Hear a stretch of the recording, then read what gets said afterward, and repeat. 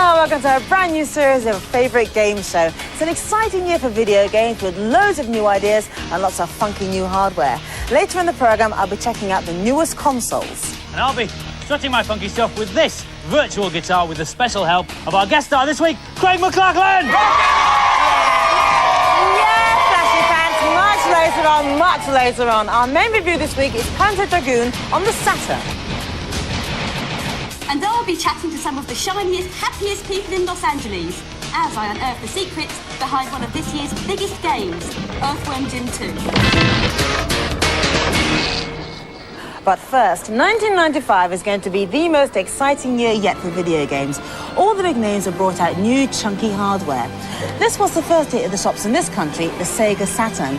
It's been out since the 8th of July, and as well as Panzer Dragoon, there are several other games already available. In most high street shops, the Saturn comes packaged with Virtua Fighter, but the Saturn manufacturers weren't happy with the game, so they've now put out a cleaned-up version. It's called Virtua Fighter Remix, and it features much better graphics and more polished gameplay. In America, if you brought a Saturn, they'll send you the remix free, but in this country, it'll cost you about £30. Other games to come include Sega Rally, the newest arcade racing game. These world-exclusive shots are from the actual Saturn version of the game. The next super console to be released in the UK is this one. This is the Sony PlayStation, and it's out this month. All the software comes on these funky black CDs, and the machine itself is really small and neat. It features these weird-shaped joypads with 4 control buttons on the top.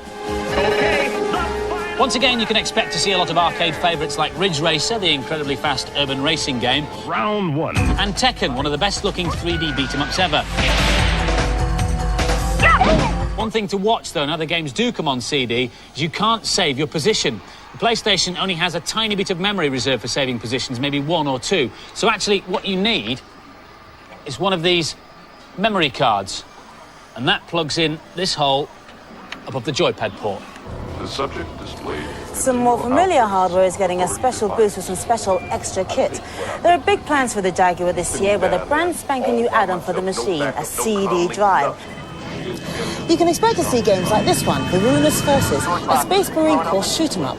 There's some great full-motion video, and it's one to watch out for. But what about the other Japanese games giant, Nintendo? Well, there's still no official word about their super console, the Ultra 64, although we have managed to track down this rather tatty photograph of it. The Ultra 64 coin-op game Killer Instinct was scheduled to be the first game released with the home machine, but because of the delay, that's been cancelled and replaced by, you'll never guess, yes, Killer Instinct 2. More news about this in November when the Ultra 64 is finally unveiled to a waiting world at a Japanese computer trade show. On the other hand, the 3DO is still alive and kicking and now has a stable full of really top software. In the last few months, killer titles like Return Fire, the smart-looking texture-map strategy war shoot-'em-up, have really given the format a boost. Most exciting of all is the top-secret news that by December, the 3DO will have a brand-new add-on cartridge, codenamed M2. These pictures are from the graphic demo disc of a new racing game that could be released as early as this year. 3DO claim that M2 will be up to 10 times more powerful than any other console currently available around the world. But we'll just have to wait and see. If you're looking to buy a new console, then our advice is all the hardware's pretty clever, so Look at the software available and choose whichever machine's got the best selection of games for you. now it's time for a brand new feature here on Bad Influence. Every week, our games expert Violet Berlin will present some of her personal views in Virtual Violet.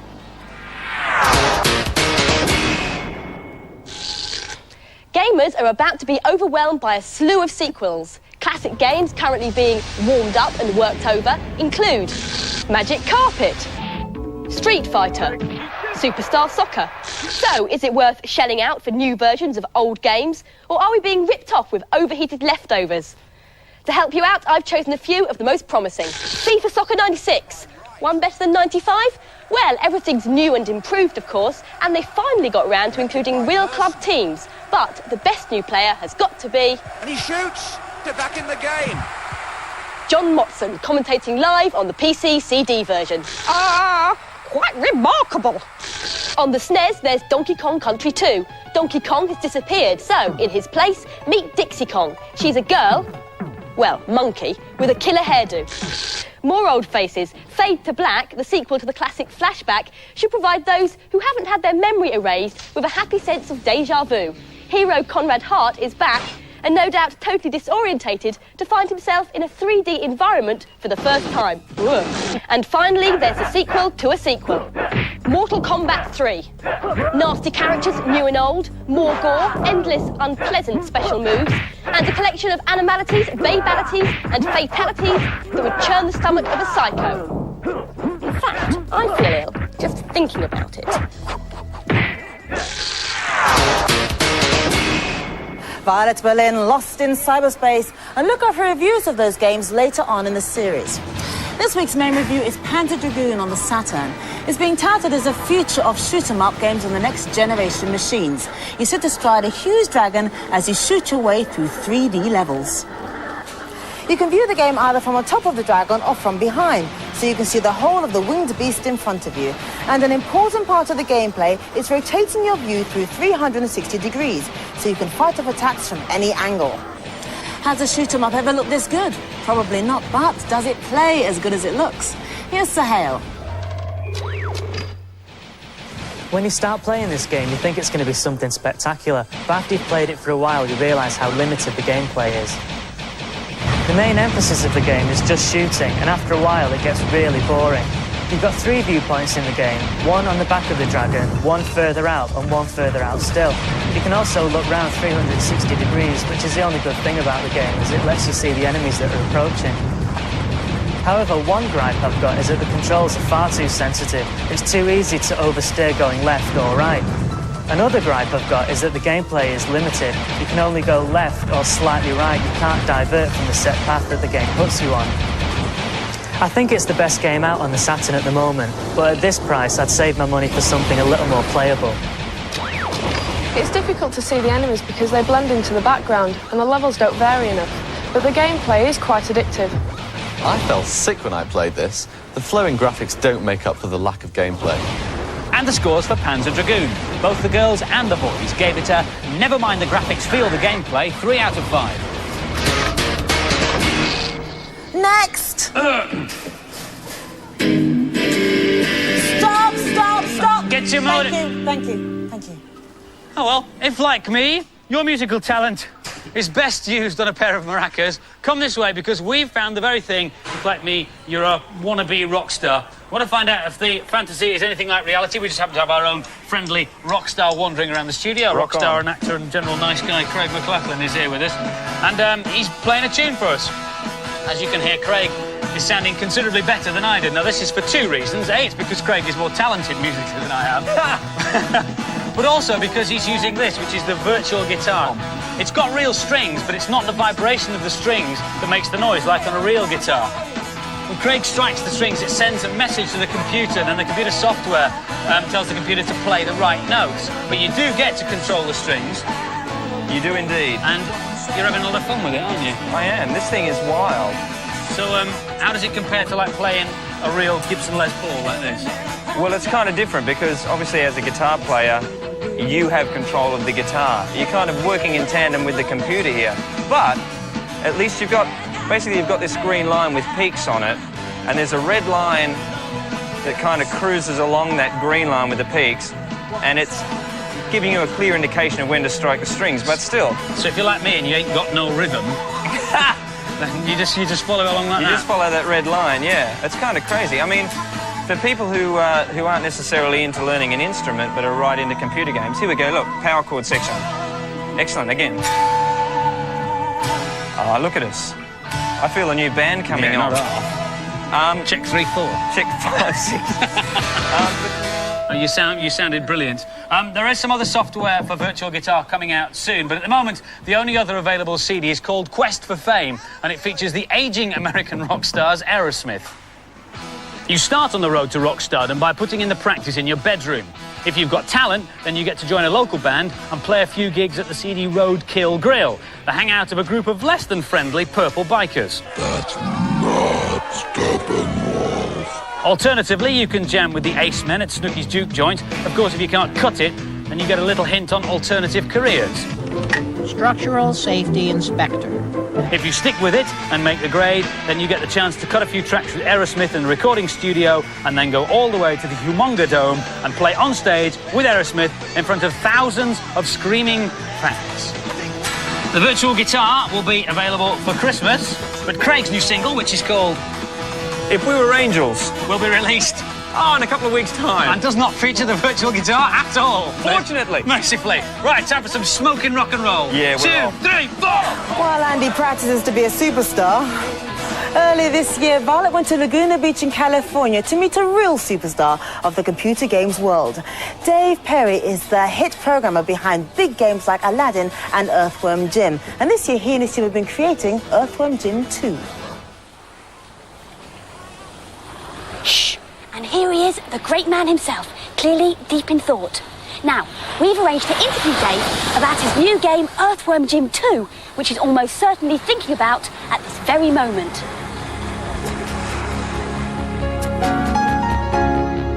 I'd just like to thank the Academy for this honor. I'd like to thank my mom, my dad, my art teacher. This is a very proud moment for all of us. The Brits are coming!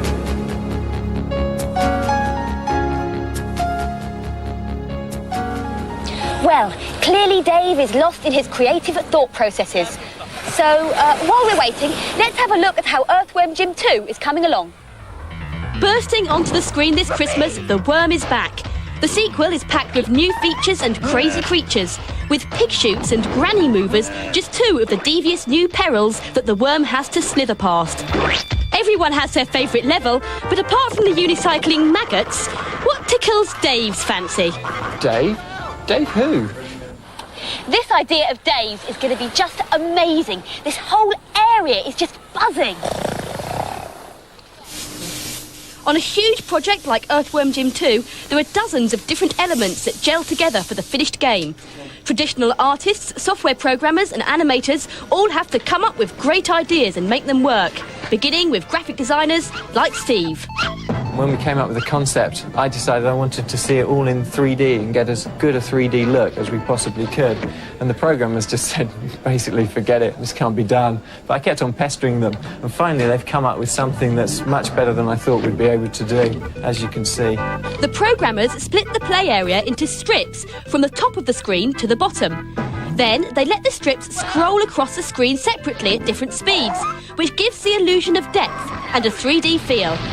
What we found on Jim 2 is that we've really pushed the machines now to their final limit. We believe this is as far as they can go. An even bigger headache was the soil level. Here, Jim can choose to go anywhere on screen by digging through the soil with a dentist's drill. The computer has to make thousands of calculations a second to work out where the soil is falling from, where it will land, and then what shape it will form for Jim to walk on. A real mathematician's nightmare. My first reaction, you can't do that, but they persuaded me to give it a little bit harder try. Presumably, if he hadn't solved the problem, Dave would have taken out his other arm. Dave? Dave who? Any minute now. Well, you can't hurry these things. The original Earthworm Jim had a very distinctive look because it used a new animation technique. This technique made Jim move incredibly smoothly, but for Earthworm Jim 2, the animators wanted him to look even sexier. We continued to use the paper animation like we always had, but we drew a separate shadow layer onto the paper and then put that on top of these images. And when we put the two together, we get this image here with the shadow on top of the drawing, and it gives it a little bit more dimension. And the shadows actually animate with the drawings. Nice work, but not as sexy as Dave, eh? Dave? Dave who? Well, if he wasn't so busy now working on his great ideas, I'd obviously now be thanking Dave for being with us.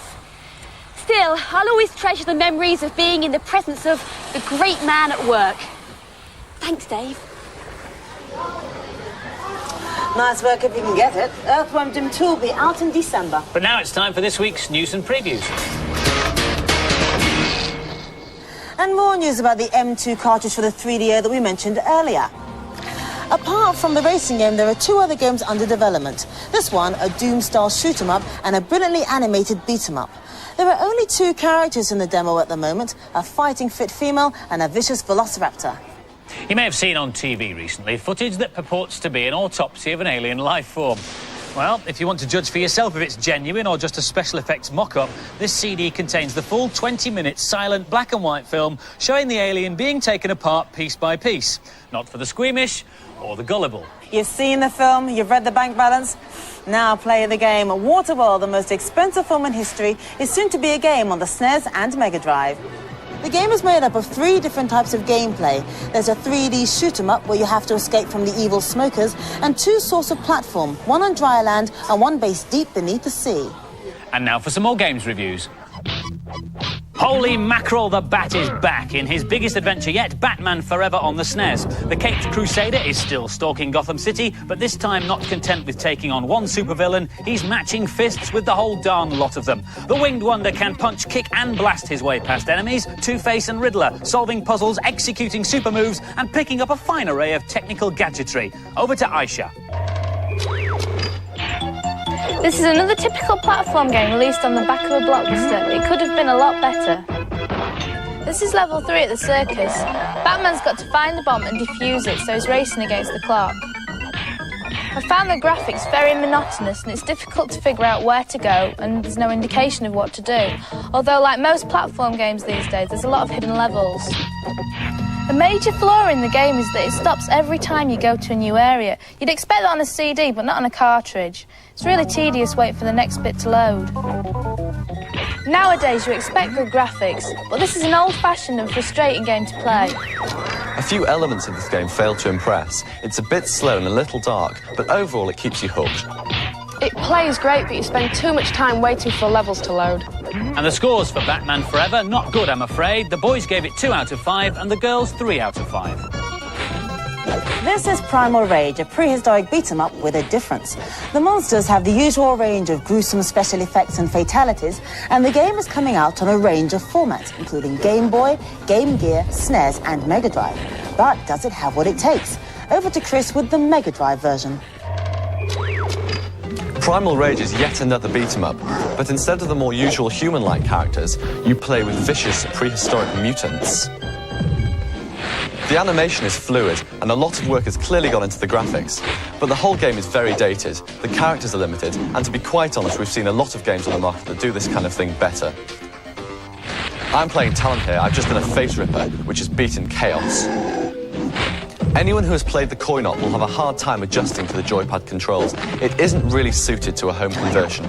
It's an outdated style of game. The graphics are tacky. It's a waste of time, energy and money, and I'm definitely not impressed. It's slow and it doesn't compare to any of the recent fighting games. The characters merge in with the background too much and I became bored too quickly to find out any of the special moves. Scores then? Well, the boys gave it a sad 2 out of 5, and the girls an even lower 1 out of 5. That's just about it for this week. Just time to fit in our competition. We're giving away a Sega Saturn with Panzer Dragoon. And the question is, what was the original meaning of the word dragoon? Was it A, a soldier, B, an insect, or C, a mythical beast? If you think you know, call us on 0891 800 300.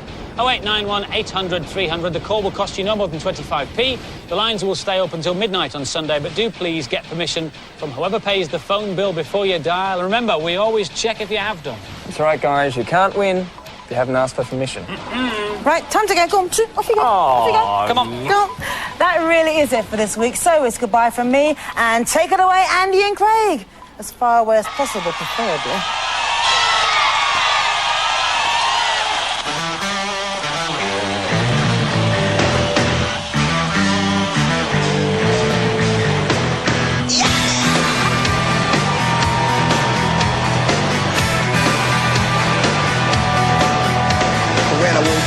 This morning on the wrong side of the bed, and how I got to thinking about all those things you said.